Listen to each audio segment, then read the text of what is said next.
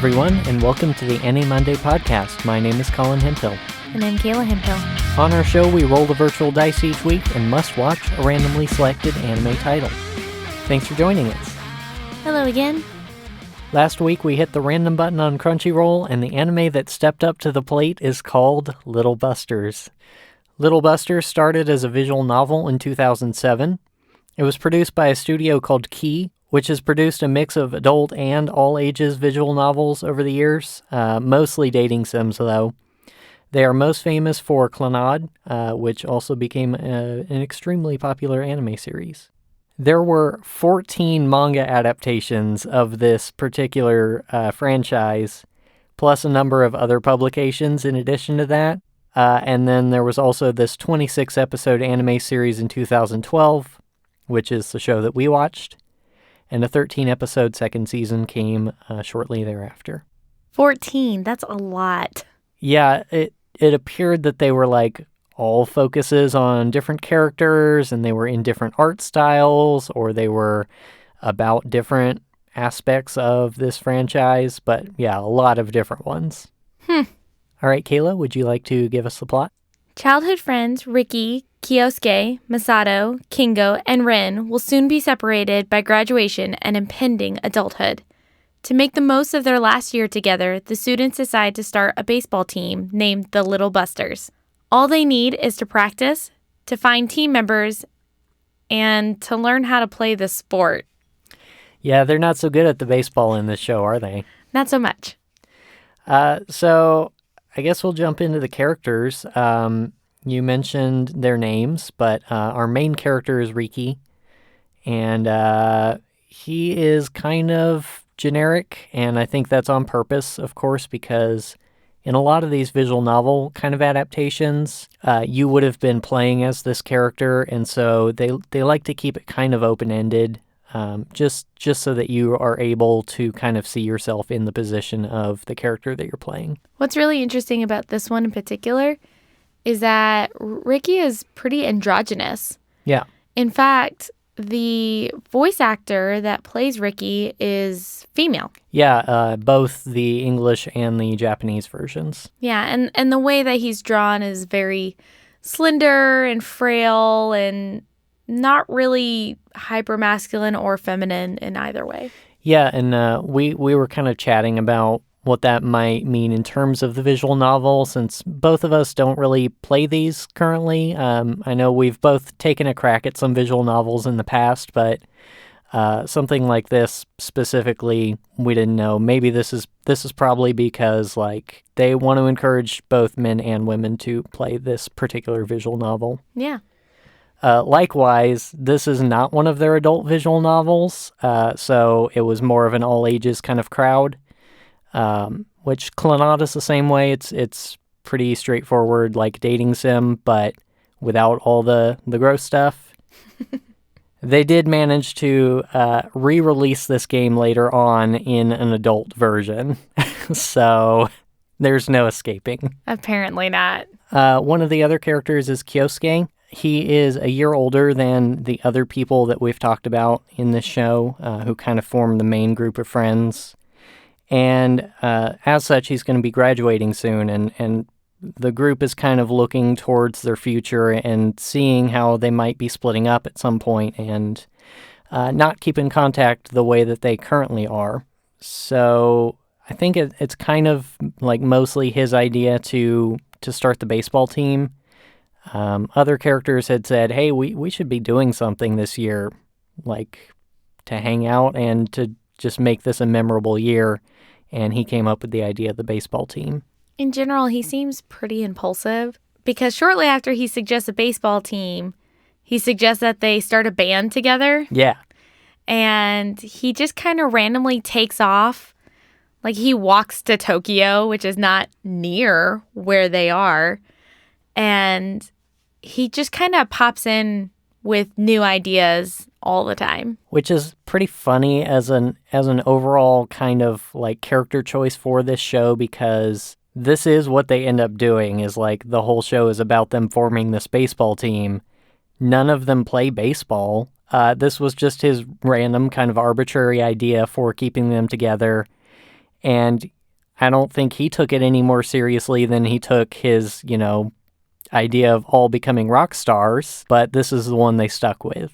It's funny because anytime that he comes up with one of these random ideas, he seems to have pretty good logic for the reason why. When they question him about it, he will actually give them a pretty eloquent answer of why they should do this, and it kind of makes sense. So Kyousuke also has a younger sister who is the age of the rest of the students.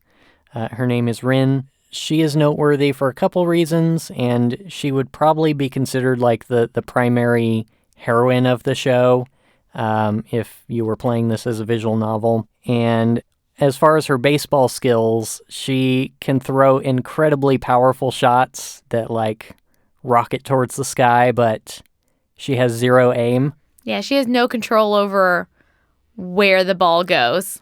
There was a pretty good scene of her winding up for a shot, and you can't see the ball move at all because it's so fast, but you just see somebody in the background crumple to the ground because they've been hit by this baseball. It's usually Masato. Yeah, usually. So Masato is Riki's roommate, and he's kind of this wild character. He is always working out in every scene where they're not doing something actively. Mm-hmm. He's got a new piece of gym equipment that he's working on, talking about his muscles. And he has kind of matching, big crazy hair and wild clothing and all of that kind of thing. The other thing that's really notable about Masato is that he sings songs about his muscles all the time. Yeah. And he frequently gets in fights with Kengo. Yeah, Kengo is the last remaining of the kind of core group of friends who start this baseball team. He, to me at least, seems really quiet and focused. He's kind of the most level-headed of the group. You will often see him practicing kendo, not to be confused with his name, which is Kengo with a G. Terrible. So that's the martial art with the bamboo sword. So you'll see him practicing that in the background all the time. Yeah, and their fights are pretty hysterical. Yeah, this was one of the great things about the first episode and introducing these characters. Mm-hmm.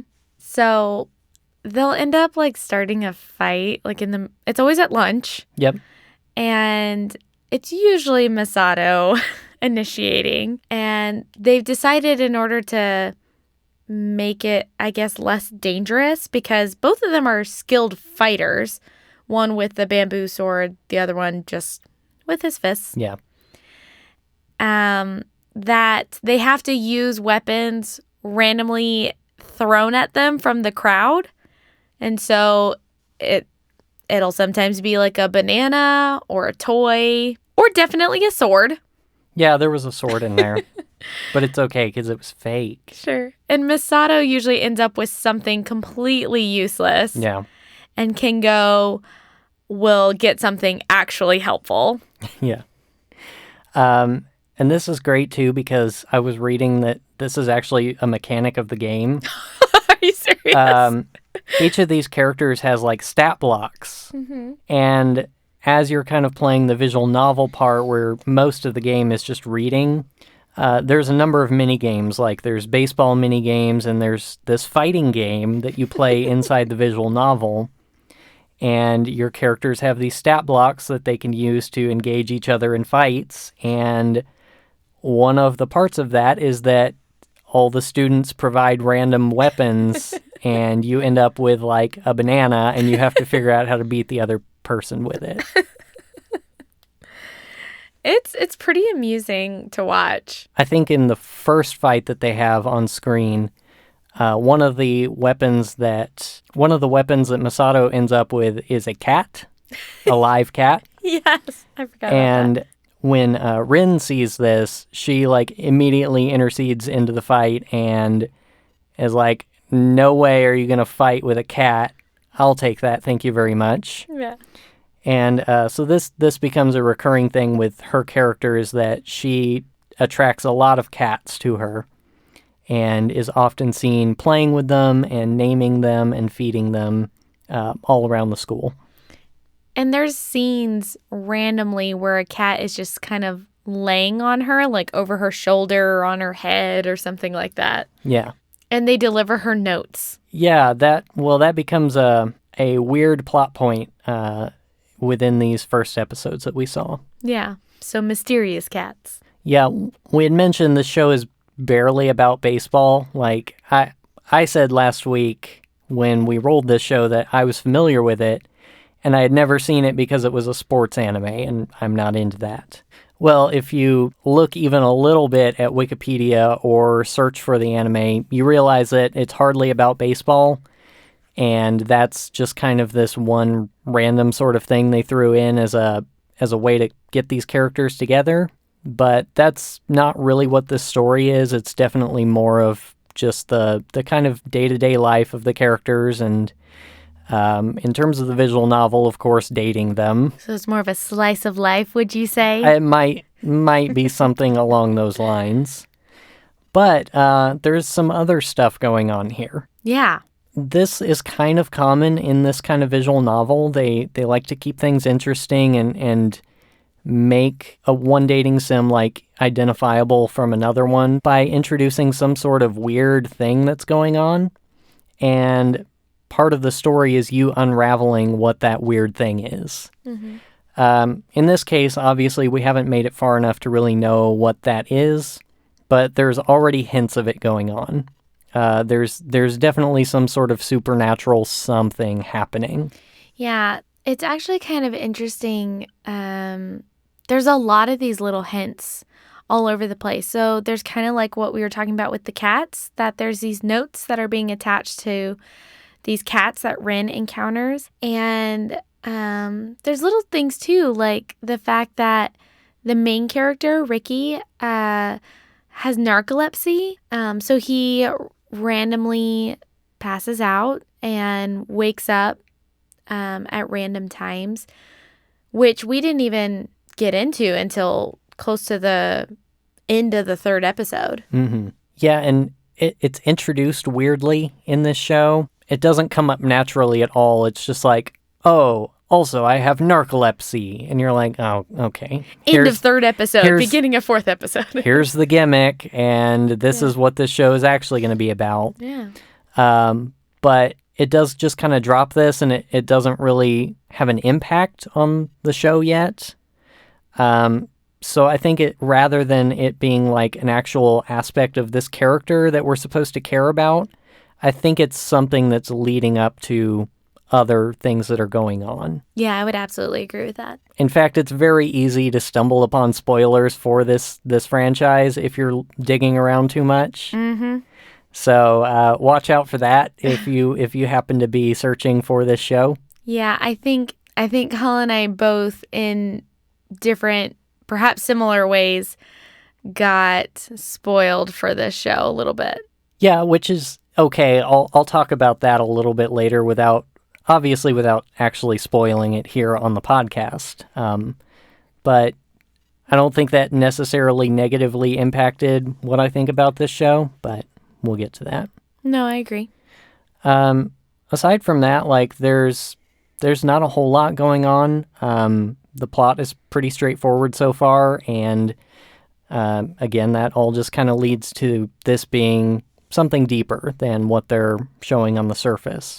So, for instance, there's another character named Komari, and she is like the first character who's introduced and recruited onto the baseball team, who wasn't part of the core group of friends. She's kind of generic too. She's childish. She likes candy and like fairy tales and things like that. And very quickly in this character's backstory, this weird stuff starts coming up about her brother and how she has dreams about this brother. But her mom swears her brother doesn't exist and she doesn't have one. And then right at the end of episode 4, before we ended the show, we meet this mysterious old guy in a nursing home who shares her family name. Ooh. Yeah, and he's like, don't ever bring that girl here. Yeah. It's really weird. Some of that stuff that they're introducing, is coming across very unusual. Yeah. One thing that we haven't talked about with this being an adaptation from a dating game is something that we've talked about with other anime that are also adapted from the same similar format, is that this show does not have all the really obnoxious sexy time stuff. You mentioned that kind of briefly, that this wasn't an adult-themed show. Originally. Yeah. But the anime didn't really go into that at all. And it's funny because we've been exposed to so many of these shows, I kept waiting for it. And there would be times which I was like, oh, here it comes. This is it. And it wouldn't. And I realized I'm being tainted by by our exposure to all of these. So I was pleasantly surprised and very grateful that. Yeah, which is kind of my hope for this show, is that the direction they do take it is in the weird, like, supernatural stuff. Mm-hmm. That would definitely be more interesting than seeing another show about how much clothing we can take off of these girls. And one thing that I like about this is that all these girls aren't obsessed with the main character. They actually have pretty normal relationships with him or with the other girls. Like, they actually end up being friends with each other instead of, oh, who's going to get the attention of the main guy? They actually all end up being friends, which is nice. Yeah, so far so good. I want to have hope. Yeah, I hope so too. All right, well, we're going to take a quick break and we'll be back shortly.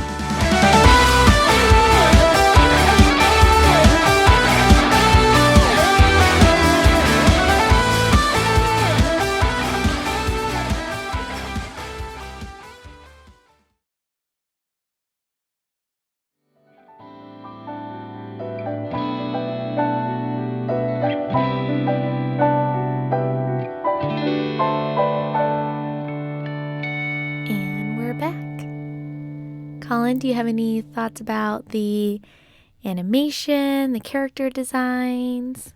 I actually have very little to say about the production of this particular show. It is a show that is largely focused on its characters, which is kind of a nice change from our recent selections, with all the mech shows coming up and various fighting things. It was kind of nice to have something that was a little bit more character focused. That said, we're not seeing spectacular fights and action and drama and all of that. So yeah, I think the animation was good. This was done by JC Staff, and they typically do pretty good animation. As far as character designs, these are very typical of Key characters, Key being the visual novel studio. So they kind of share similarity of, like, big, huge eyes with Clannad characters that you might be familiar with.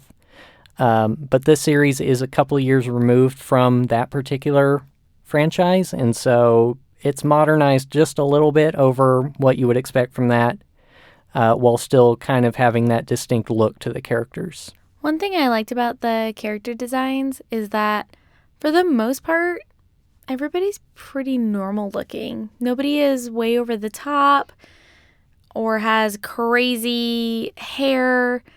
Like, even Masato's hair, like you were talking about, it's still like somebody could actually have that hairstyle. Like, it's an actual doable thing.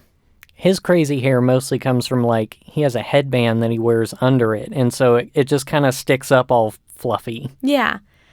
And pretty much everybody has natural hair colors. And the reason why that's so interesting to me is because they are all still very distinct. You can still tell who each character is, even though they don't have crazy blue hair or crazy pink hair.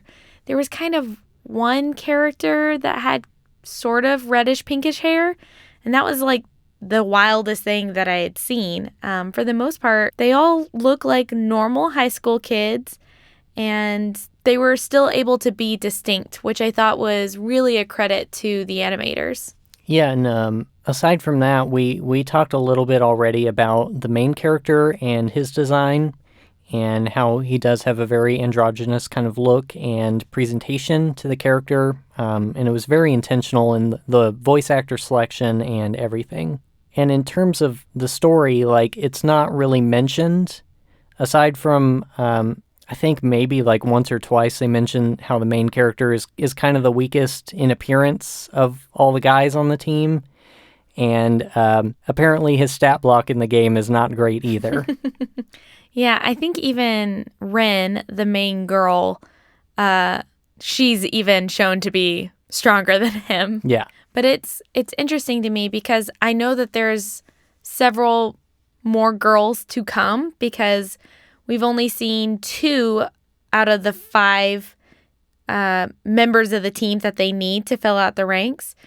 And so it's interesting as the girls come that they still look very normal and average looking, but they're still able to be quite distinct in both the way that they look, but also in their personalities without being these caricatures that we've talked about with other similar shows. Yeah, we have briefly met one character who is, I forget what, but some sort of European descent. And that Finnish. She was Finnish. Finnish, thank you. That can be pretty hit or miss in anime. Like, obviously Japan gets a lot of visitors and people who move from Europe to stay there permanently or for a period, but sometimes, especially in the English dubs of these characters, you get such weird, like, really bad kind of, like you said, a little bit more on the caricaturized side of things. Yeah, it was basically what an English speaker thought that a Finnish person would sound like if they were trying to speak English, which was strange. Yeah, I don't think there was a dialect coach involved here. No. I will briefly mention the music. I thought that the intro and outro music were actually really good. They were a little bit more like upbeat and fun than a lot of songs that you would hear for this kind of thing, and much better produced and more well sung than most of those as well. I believe this was performed by an actual, like, well-known pop singer rather than just reusing some of the cast for the show. I think sometimes when we've talked about these shows that have been adapted from the visual novel games, we've talked about how in visual novels, they'll have this very soothing, static kind of music, something that just isn't that dynamic because you're supposed to be reading and they don't know at what speed you're reading. And sometimes shows will reuse that same music or they'll just kind of bring that same feel. And this show didn't really seem to do that as much. Yeah, I would say the same thing. Those visual novel scores tend to be very non-distracting, where you're not supposed to notice that it's happening, kind of like you said. And when they adapt those same scores to an anime, it doesn't work because it just feels lifeless. But these didn't feel like they were just kind of looped over the scene. It felt like they were actually placed there on purpose. Yeah, I think it really worked for this show, more so than other shows we've seen. All right, Kayla, you want to close us out with your overall thoughts? For a show that is predominantly about the characters, I would have to say that I'm only interested in them at a very average level. That's not to say that they aren't good characters, that they aren't enjoyable. It just really hasn't clicked with me yet. And I can't tell if that's because they're building up to something or if that's because they're just sort of average characters. There just hasn't really been anything super interesting about them or memorable, really. I've talked about this with another show is I don't know if these characters would really stick with me. So I did get like amused by them with certain things, like the fight scenes especially. Those were amusing. But I don't know if they've really gotten a hold of me. And yeah, that obviously could be a result of the fact that you're not spending hours upon hours with each character individually like you would in the game. But I do think there's a foundation there that they could work with that could make the show interesting in its characters. Especially if this whole baseball thing works out in the show's favor, because they suck at it. They're really bad at baseball, and they have no idea what they're doing. So far, we have not seen a single game of baseball played, which is great for me because I don't care about it. But I would much rather see them spend 23 episodes stumbling through how to play baseball and never actually accomplish that goal. I think that would be a good basis for building characters on. Yeah, I agree that there is good foundation there. I just haven't gotten to the point where I'm like, yes, I love these characters. I want to spend more, like absolutely more time with them. Yeah, I would agree with that. And I think for me, the reason is that they've kept dropping in these little weird things that aren't really relevant. They're trying to do a whole bunch of things at once. They're introducing you to this core group of friends. They're talking about this baseball thing. They're trying to recruit new people for the baseball team, which means they're bringing in a new character each episode. The main character has narcolepsy, and that has nothing to do with anything. And then you've got like these weird kind of subplots going on with the other characters. So it does feel like they're trying to cram a bunch in. And I do think these kind of like weird supernatural things that visual novels do pretty frequently can be pretty hit or miss. So I'm curious to see how they would pull that off. This is different than something like Steins Gate, which is a 100% science fiction visual novel. That's what that game is about. As opposed to it's a dating game or it's about these friends and also there's time travel involved. It's kind of the opposite. Mm-hmm. So I don't know if they can pull it off, and I don't know what to expect, really. So there's actually quite a bit of time left for us to explore this and figure out if this does go anywhere with these characters, because we have quite a few episodes left. So, Kayla, given that we have those number of episodes left, would you be willing to watch them? I'm going to say maybe. I agree with you that I am more on board with the series than I was going in because it is significantly less about baseball than I thought it was going to be. And I am pro not sports. And I could be interested to see where the characters go. I do tend to get like a little overwhelmed by some of these dating game turned anime because there's just so many characters to keep track of. But I haven't really found anything that turns me away from this show. I think it's just starting a little slow for me, and I just haven't quite clicked in. So I think I'm willing to give it a few more episodes and then make a stronger decision. Yeah, that makes sense to me. I would agree on most parts. I think you're absolutely right that it feels slow. I think there's some pacing issues with this show for sure, because the first episode is very fast. It's got a lot of energy to it, and that kind of really drew me in from the beginning, especially when they started doing these randomized fights. Yes. I love the fact that the whole school is on board, and as soon as they know that this is happening, they just start chucking everything they can find at these characters. But it lost that energy pretty quickly, as it kind of became this weird baseball, supernatural friendship thing, and I'm not quite sure what it is yet. That said, I kind of want to know what it is. I don't know what it is, and I want to know. So I'm actually going to say yes, and, I'll take the opposite approach rather than here's a couple more episodes to let me decide whether I want to or not. It's here's a couple more episodes and maybe I'll change my mind rapidly. All right. Half glass full, half glass empty. I see where we're going with this. More than anything, what this show has made me want to do is listen to the Pillows album called Little Busters, which has absolutely nothing to do with this show. Colin is still waiting for some Pillows song to come on in one of these episodes. I don't think it's going to happen. They licensed all of those songs for Fooly Cooly and missed their opportunity. All right, well, I think that just about does it for this week. If you want to learn more about our show, you can visit our website at animonday.moe. That's AniMonday.moe.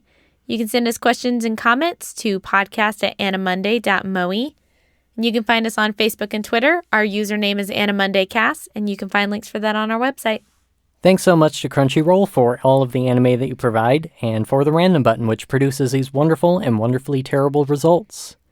We'll say again, we haven't mentioned in a while, but Verve is a great option too. That's what we tend to watch all of these shows on. It provides all the stuff you would get on Crunchyroll, plus High Dive and a couple other anime resources and generally geeky kinds of things that you might be interested in. So you can actually find the dub or the sub version of Little Busters on Verve. If you want to follow along with us each week, we'll have a link to the current title on our website and on social media. Thanks also to C2A for providing the intro and outro music for our show. We're so grateful to have amazing music for our program. If you want to learn more about him, you can check out his website, which I'll link to in the show notes and on our website. All right, are you ready to roll? I'm ready. Random button in 3, 2, 1. All right, apologize in advance. Our show for the week, I think, is Koihime Musou. Okay. Are you kidding me? I told you. Okay, I'm going to apologize too. The first episode is called The Sisterhood of Kanu, Chohi, and the Sisters. I think. Something like that. We have no idea what this is. Nope. The comments are not reassuring. Oh, no. Oh, no. Oh. I'm worried. Well, wish us luck, everyone. Yay. Hopefully we survive to next week. Yep, hopefully. All right, I think that'll do it for us this week. Thanks so much for joining us, and we'll see you next time. Bye, everyone.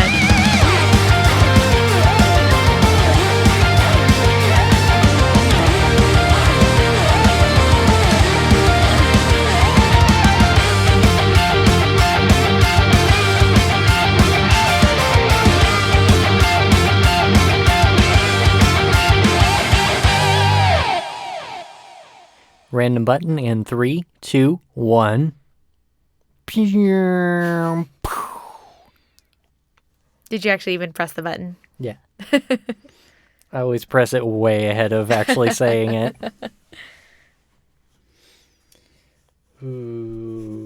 Okay.